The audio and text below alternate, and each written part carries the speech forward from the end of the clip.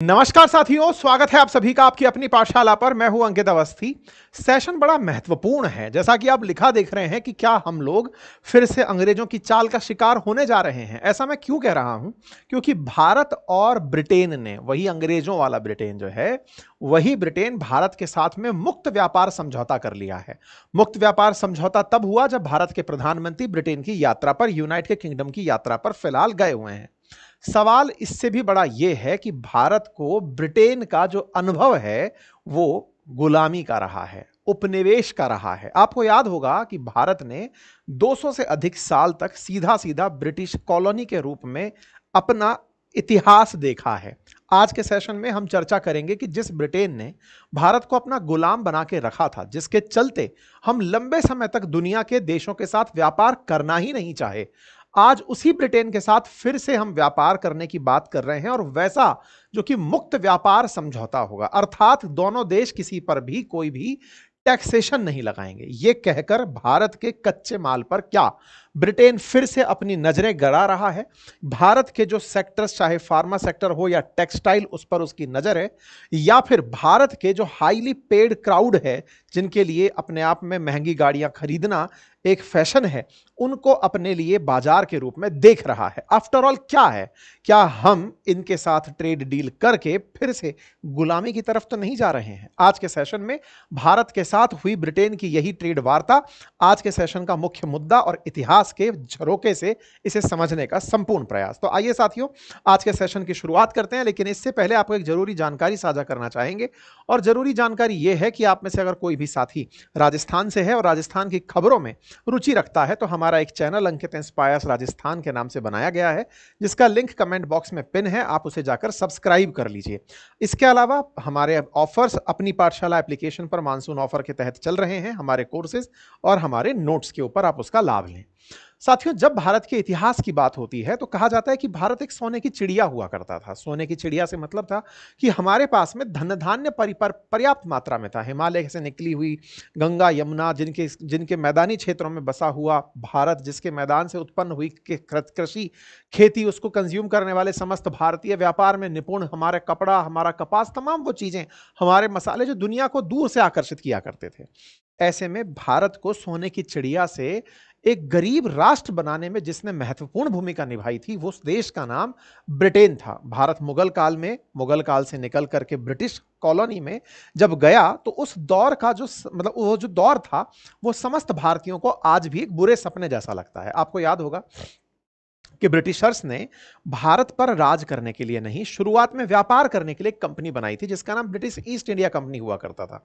British east India company ने सबसे पहले 1608 में सूरत के बंदरगाह पर एक अपनी तरफ से कारखाना खोला। और उस समय के जो कारखाने होते थे ना, वो असल में गोडाउन होते थे कि हाँ भाई, हम माल इकट्ठा करेंगे, यहां रखेंगे और यहां से आगे लेकर चले जाएंगे।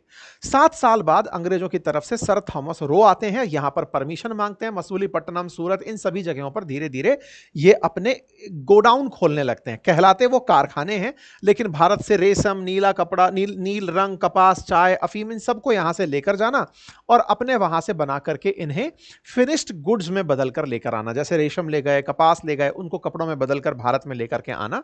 इस तरह से काम होता था। अगर आप भारत के जो समुद्री किनारे हैं उन पर बसे हुए शहरों को देखें, तो लगभग इनके द्वारा बहुत सारे ऐसे सेंटर, जैसे सूरत, बॉम्बे, है ना, कालीकट, इस तरफ आप पांडिचेरी, मद्रास, ये मछलीपट्टनम, ये सब जगह, कोलकाता, ये सारी वो जगह थी जहां अंग्रेजों ने समुद्री मार्ग से अपना नियंत्रण स्थापित करना शुरू कर दिया था।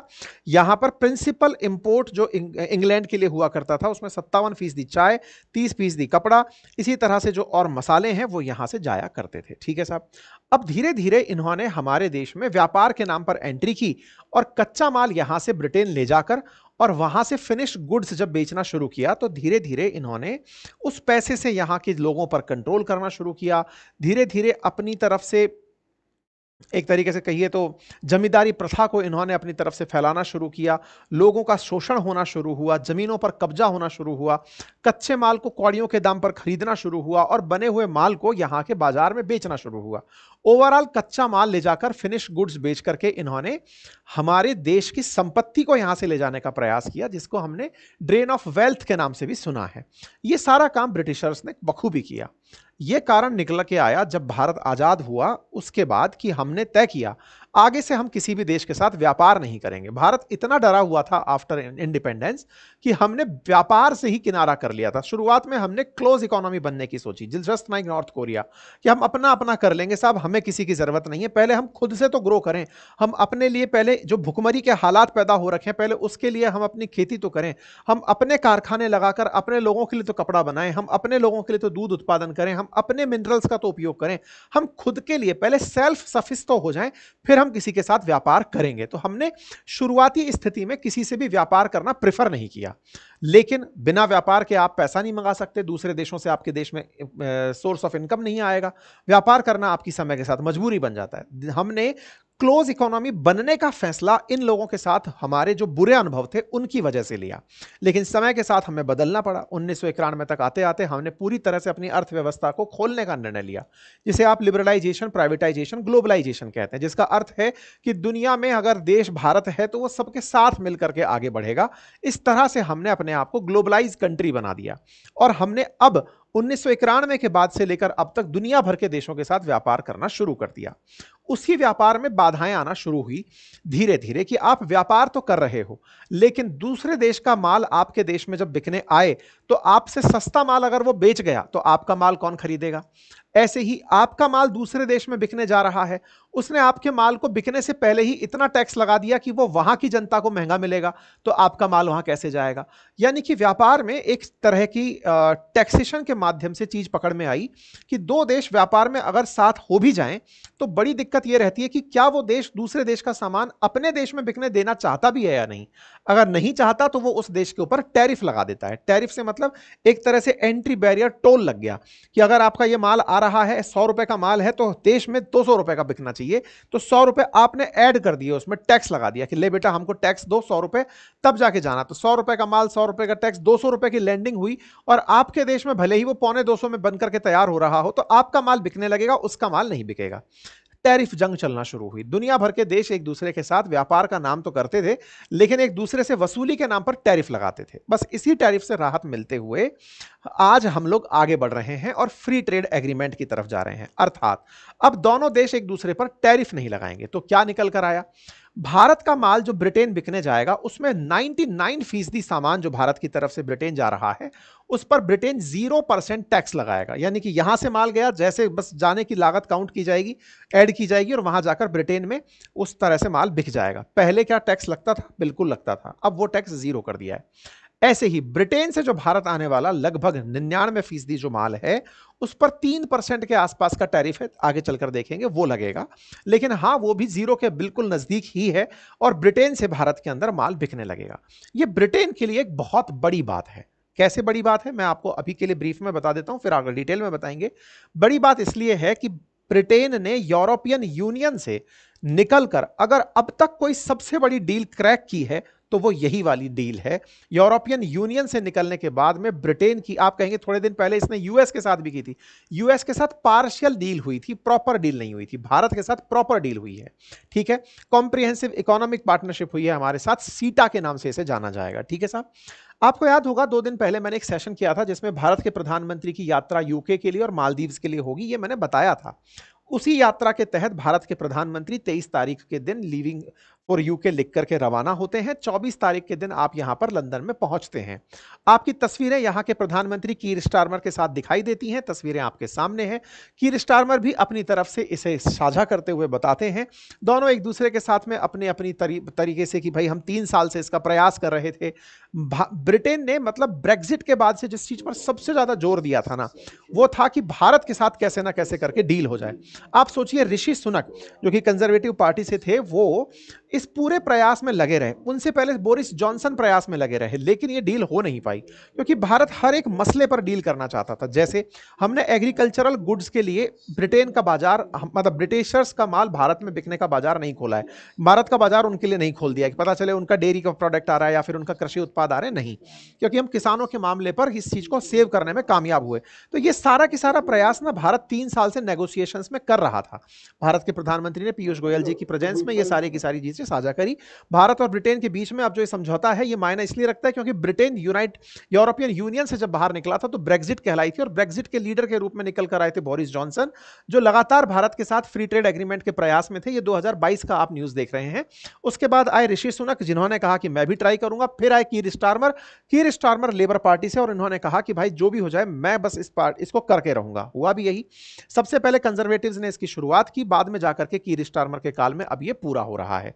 ये जो आप तस्वीरें देख रहे हैं ये इसे अपनी उपलब्धि काउंट करा रहे हैं कि मुझसे पहले पार्टी के जो लोग थे वो भारत के साथ डील डन नहीं कर पाए, मैंने ये डील कंक्लूड कर दी है।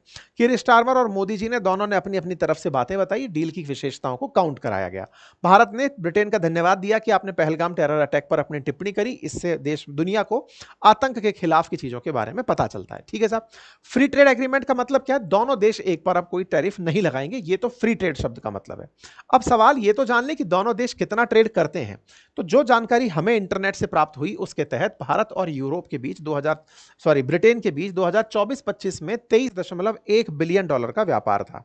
India's total trade with UK जो $23 बिलियन का था, इसमें इंडिया ने यूके को जो एक्सपोर्ट किया वो $14.5 बिलियन का किया, और इनसे जो मंगाया वो $8.6 बिलियन का मंगाया। एक तरह से हम इनके साथ व्यापार करके $6 बिलियन के फायदे में रहे, मतलब ट्रेड सरप्लस में रहे। यूके को हम माल ज्यादा बेचते हैं, इनसे माल कम मंगाते हैं। ये तमाम प्रकार के गुड्स हैं जो भारत की तरफ से इन्हें बेचे जाते हैं।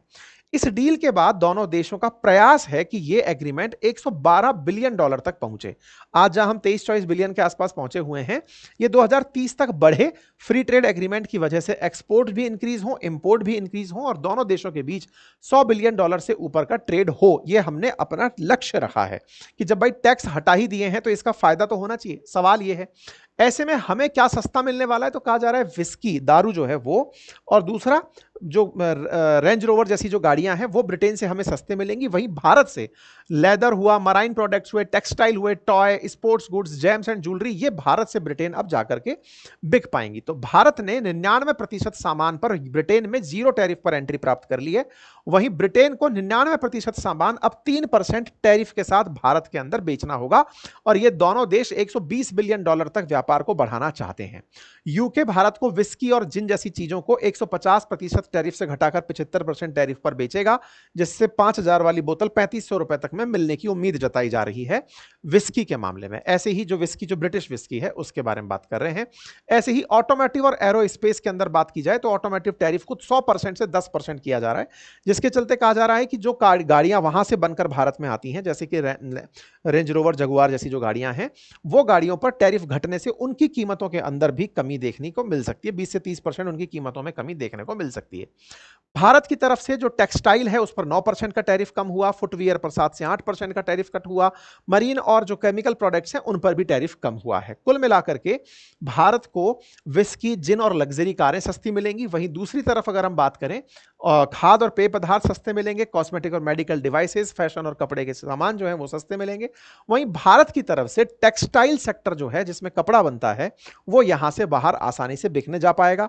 गहने और कपड़े जो हैं वो ज्यादा अच्छे से बिक पाएंगे। इंजीनियरिंग गुड्स, दवाइयां, मेडिकल डिवाइसेस, चाय, मसाले और समुद्री सामान भारत की तरफ से ब्रिटेन में अब आसानी से बिकेंगे। अब आपके दिमाग में एक सवाल आने लगेगा, भारत वहां पर सामान भेज रहा है, वो यहां पर, तो क्या इस तरह के व्यापार से हम फिर से इनके चंगुल में तो नहीं फंस रहे?